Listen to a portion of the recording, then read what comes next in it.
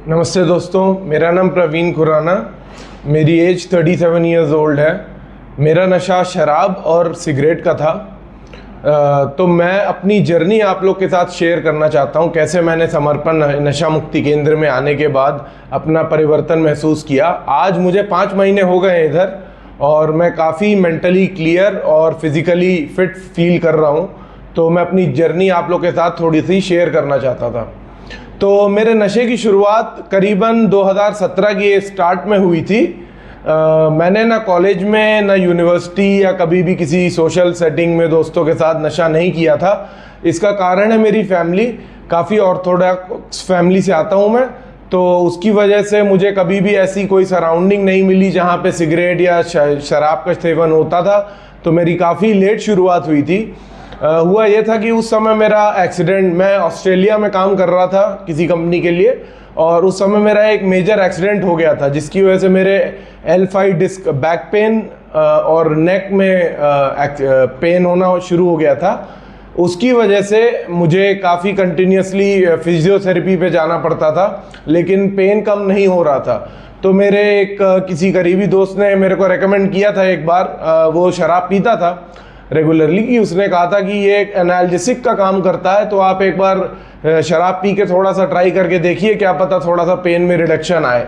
तो उसने शौकिया ढंग से मुझे बोला था, तो मैंने एक बार ट्राई करने के चक्कर में 1 गिलास शराब पी और पहली बार मुझे याद है कि मुझे एकदम उल्टी आ गई थी। मुझे बहुत घिनाई इस ड्रिंक से, बिल्कुल फिनाइल जैसा टेस्ट फील हुआ। तो मैंने मना कर दिया। लेकिन 1-2 हफ्ते बाद सेम दोस्त के घर पे जब हम गए थे, तो मैंने आगे से खुद से उससे बोला कि एक बार फिर से ट्राई करवाओ। और उस दिन मैंने कम से कम एक आधा क्वार्टर शराब पी और मुझे वाकई थोड़ा सा नशा चढ़ा और महसूस हुआ कि जैसे बॉडी हल्की हो रही है और दर्द कम हो रहा है। तो मैंने शौकिया ढंग से शराब का सेवन करना शुरू किया और बीच में कहाँ सिगरेट ऐड हो गई मैंने कभी रियलाइज़ ही नहीं किया। उसी साल के दौरान मैं सिगरेट और शराब दोनों पीने लगा। लेकिन वो क्योंकि शौकिया पी रहा था मैं, तो हफ्ते में कहीं 1 या 2 बार पीता था मैं, और ऐसे ही करीबन 2 साल चलता रहा। उसके बाद मैं इंडिया वापस आया, तब मेरा नशे का सेवन थोड़ा सा ज़्यादा बढ़ गया था। मैं ऑलमोस्ट 1.5 क्वार्टर 2 क्वार्टर खुद से पीने लगा और इसकी जो तीव्रता थी वो भी बढ़ गई थी। मैं हफ्ते में कम से कम 4 से 5 दिन पीने लगा था। तो उस दौरान मैंने घर वालों को ये बात बताई थी कि मैं नशा करने लगा हूँ। उन्होंने काफ़ी विनती भी करी मुझसे नशा छोड़ने के लिए, शराब छोड़ने के लिए। मेरे रिश्तेदारों से बहस होने लगी, मेरे खुद के दोस्तों ने मुझसे थोड़ी सी दूरी बना ली, क्योंकि मैं एक तरह से शराबी बनता जा रहा था। किस्मत से, यानी काफ़ी लोगों के लिए 2020 में कोविड एक महामारी के रूप में आया था। काफ़ी नुकसान हुआ है काफ़ी लोगों का उस समय, बट मेरे लिए एक फ़ायदा ये हुआ कि मुझे घर वापस जाना पड़ा। काफ़ी लोगों को वर्क फ्रॉम होम मिला। तब मम्मी और पापा ने मेरे किसी तरह मुझे सिगरेट और शराब से दूर रखने की पूरी कोशिश की घर में। एक तो वैसे भी अवेलेबिलिटी बहुत कम थी, तो सिगरेट तो मैं किसी तरह इधर उधर से मांग के पी लेता था, लेकिन शराब मिलना बहुत मुश्किल हो गया था कोविड के टाइम पे। तो मेरे लिए ये फ़ायदा हो गया कि करीबन 2021 मिड तक मुझे शराब और सिगरेट से काफ़ी राहत मिल गई थी। मैं बहुत दूर हो गया था और शराब का सेवन एकदम ऑलमोस्ट बंद ही हो गया था मेरे जीवन से। लेकिन उस दौरान मैं फिर से बेंगलोर गया जब वर्क फ्रॉम होम ख़त्म हुआ, और कभी वहाँ पे ऑफिस में थोड़ा बहुत अनबन हो गई थी बॉस के साथ, थोड़ी बहुत दिक्कतें आना शुरू हो गई, और एक ही बार में पर्सनली भी फैमिली प्रॉब्लम्स की वजह से मैंने फिर से एक बार शराब को एक सहारा बनाने की कोशिश की। मैंने स्टार्टिंग में यही सोच के गया था कि ये मेरे कंट्रोल में है और मैं 1 या 2 क्वार्टर कभी कभार मारा करूँगा जब भी मुझे बहुत ज़्यादा सर दर्द हो या फ्रस्ट्रेशन हो। तो जब मैंने शुरू किया इस बार, लेकिन मेरा जो नशे का सेवन है बहुत ही फास्ट इंक्रीज हुआ और विदिन 2-3 महीने मैं 3 से 4 क्वार्टर पीना शुरू कर दिया था। और ऑलमोस्ट डेली, एक दो दिन छोड़ के ऑलमोस्ट डेली मैं पीने लगा था शराब, जिसकी वजह से कि मैं रात आते आते मैं ब्लैकआउट हो जाता था। और मेरा डेली का रूटीन ये बन गया था कि सुबह उठना, 3-4 कॉफ़ी एक्सप्रेसो पीना, किसी तरह काम करना, शाम को 3-4 क्वार्टर घर पे लाना और पीना शुरू करना जब तक रात को आप पास आउट ना हो जाओ। खाने का पीने का कुछ भी अता पता नहीं था, घर की हालत बिल्कुल सत्यानाश हो रखी थी। और जब ये एक बार वीडियो कॉल में मेरी मम्मी ने मेरी हालत देखी तो उन्होंने इमीडिएटली रिक्वेस्ट करवा के मेरा फिर से वर्क फ्रॉम होम करवाया और घर पे बुला के किसी तरह उन्होंने कोशिश की कि अगर छूट नहीं रहा पूरी तरह तो कम करवाया जा सके। तो स्टार्टिंग में मैंने कम करने की कोशिश की, विदिन 1-2 क्वार्टर कभी कभार पीने की कोशिश की, लेकिन होता ये था कि एक हफ्ते या 2 हफ्ते मैं रुक पाता था और फिर अपने आप फिर जब मैं पीने जाता था तो 3-4 क्वार्टर पी के ब्लैकआउट हो जाता था। तो परेशान होके अराउंड 2026 की स्टार्ट में मेरे पेरेंट्स ने इंडिया के कोई जो भी बेस्ट नशा मुक्ति केंद्र हैं उनको ढूंढना शुरू किया ऑनलाइन, और हमको समर्पण नशा मुक्ति केंद्र जो कि दतिया झांसी के पास है वो मिला। और उसके मेनली हमने जब रिव्यूज़ देखे, ज़्यादातर नशा मुक्ति केंद्र के रिव्यूज़ कंपैरेटिवली इतने पॉजिटिव नहीं थे जितने समर्पण के थे। तो हम लोगों ने इमीडिएटली इधर आके मेरा एनरोलमेंट कराया। शुरुआत के कुछ दिन मुझे एहसास भी नहीं हुआ कि मेरे दिमाग में क्या चल रहा था, क्योंकि बहुत ज़्यादा नेगेटिव ख्यालात थे।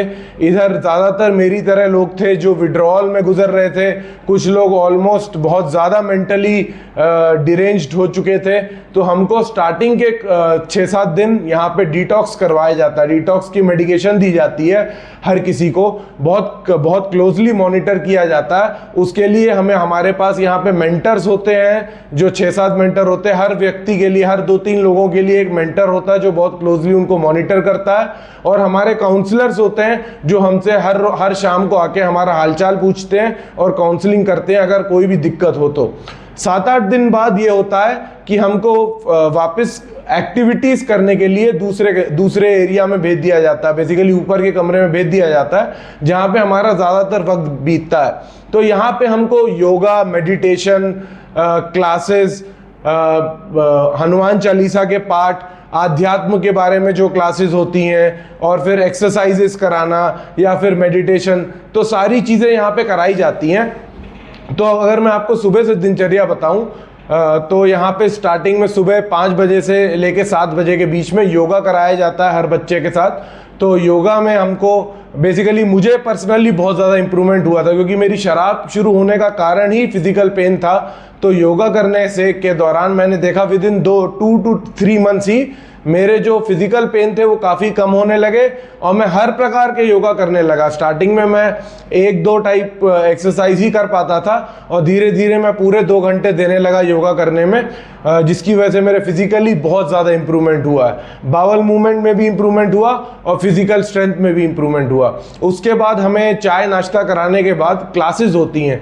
तो यहाँ पे सचिन जोशी सर की और शुक्ला जी की क्लासेस होती हैं, जिनका मेजर फोकस होता है नशा और नशे नामक एडिक्शन, नशे नामक बीमारी से कैसे दूर रहना और उनके क्या टिप्स हैं कि आगे जाके आप खुद से नशे से दूर रह पाएं। क्योंकि यहाँ पे तो हमको जो दवाई दी जाती हैं, हमको जो भी फिजिकल प्रॉब्लम्स हो रही तो हमें कंटिन्यूस कंसल्टेशन मिलता है डॉक्टर्स का। जो भी प्रॉब्लम हो रही हैं, चाहे आपकी फिजिकल हो या मेंटल हो, उसके लिए साइकियाट्रिक भी अवेलेबल है, तो आपको कंटिन्यूस मेडिकेशन मिलती है। लेकिन जो सबसे इंपॉर्टेंट मेडिकेशन यहाँ मिलती है वो है हमें नशे से दूर रखा जाता है। किसी भी प्रकार का नशा, चाहे तंबाकू हो, दारू हो या कोई भी नशा हो, उससे हम बिल्कुल दूर रहते हैं। तो उसकी वजह से जैसे जैसे दिन बीतते जाते हैं हम फिजिकली और मेंटली ज़्यादा क्लियर और ज़्यादा स्ट्रांग होते जाते हैं। तो मेरे लिए पर्सनली जो क्लासेस का अनुभव रहा है वो बहुत पॉजिटिव रहा है। सबसे ज़्यादा क्लासेस ने मेरी हेल्प की है, क्योंकि मैं ये जान पाया कि नशा ऐसा नहीं है कि सिर्फ एक बुरी लत है। कई बच्चों को लगता है, कई लोगों को जब शुरू करते हैं उनको लगता है कि नशा कभी भी हम छोड़ देंगे, किसी भी मोड़ पे आके हम त्याग देंगे, या जब हमारी शादी हो जाएगी या जिम्मेदारी बढ़ जाएगी तब हम नशा छोड़ पाएंगे। लेकिन ऐसा नहीं है। नशा एक बहुत खतरनाक बीमारी है जो कि बीमार रोगी को ये भी पता नहीं लगने देती कि वो बीमार होता चले जा रहा है। उसके आसपास वाले तो देख सकते हैं, लेकिन वो खुद अनुभव नहीं कर पाता कि वो कितना बीमार है। वो इतना ज़्यादा लत में लाचार हो जाता है कि उसको सिर्फ नशा दिखता है, और जो भी उसके खिलाफ बोलता है, चाहे रिश्तेदार हो या माँ बाप हो या खुद के भाई बहन हो, जो भी बोलता है नशे के खिलाफ उसको वो अपना दुश्मन मान बैठता है। उसको लगता है कि सिर्फ शराब ही उसका साथी है और शराब ही ऐसी चीज़ है जो उसको खुशी प्रदान कर सकती है, जो कि अपने आप में एक लत है।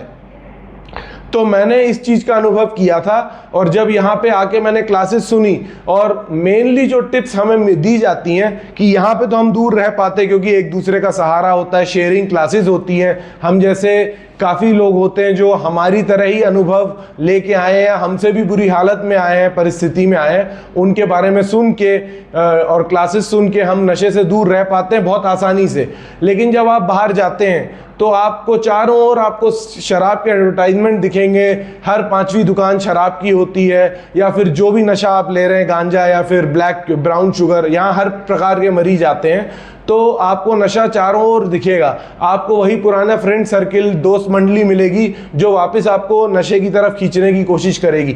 तो ऐसी परिस्थिति में कैसे बचना है, अपने आप को बाहर कैसे बचा के रखना है नशे से, और हमेशा के लिए ज़िंदगी में नशे से दूर रह के बाकी जितने भी कार्य क्षेत्र हैं ज़िंदगी में, चाहे वो आपकी फिजिकल फिटनेस हो, मेंटल हेल्थ हो, आपकी फैमिली, आपकी सामाजिक ज़िंदगी हो, आपकी सेक्सुअल लाइफ हो, या फिर आपके फाइनेंसेस, जॉब, करियर हो, इसमें आप कैसे एक्सेल कर सकते हैं, इसकी टिप्स और इसकी क्लासेस दी जाती है और ऑनगोइंग सपोर्ट दिया जाता है। मुझे जो सबसे अच्छी चीज़ यहाँ की लगी वो ये है कि जो बच्चे यहाँ से बाहर जाते भी हैं वो अपने आप को अकेला महसूस नहीं करते, क्योंकि कभी भी अगर वो लाचार होके, या फिर मान लीजिए आपकी नौकरी नहीं लग रही, या फिर आप 1-2 महीने के बाद आप थोड़े से डिप्रेस होने लगे, या आप नशे की तरफ फिर से अट्रैक्ट होने लगे, तो आप कभी भी यहाँ पे अपने काउंसलर को कॉल करके उनसे फिर से काउंसलिंग ले सकते हैं, या फिजिकली भी इधर आके वापस जो भी आपके क्वेश्चंस है, डाउट्स हैं या कमजोरियां, उनको दूर करवा सकते हैं। तो ये एक बहुत बड़ा सपोर्ट ग्रुप है जो आपको हमेशा लाइफ लॉन्ग आपकी हेल्प करेगा। ये मेरा एक्सपीरियंस रहा है यहाँ पे। और पर्सनली मुझे यहाँ पे जो चीज़ सबसे अच्छी लगी वो था आध्यात्म से जुड़ना। यहाँ पे सुबह और शाम हनुमान चालीसा का पाठ कराया जाता है, और धर्म निरपेक्ष है ये जगह, हर प्रकार के धर्म के लोगों की मदद की जाती है इधर, कि वो अपने धर्म से जुड़े, और वो जितना ज़्यादा आध्यात्म के करीब जाएंगे, जितना अपनी प्रति ईमानदार बनेंगे, उतना ही वो ना सिर्फ नशे से दूर रहेंगे बल्कि बाकी बुरी आदतों से भी दूर रह पाएंगे। धन्यवाद दोस्तों, थैंक यू मेरा एक्सपीरियंस सुनने के लिए।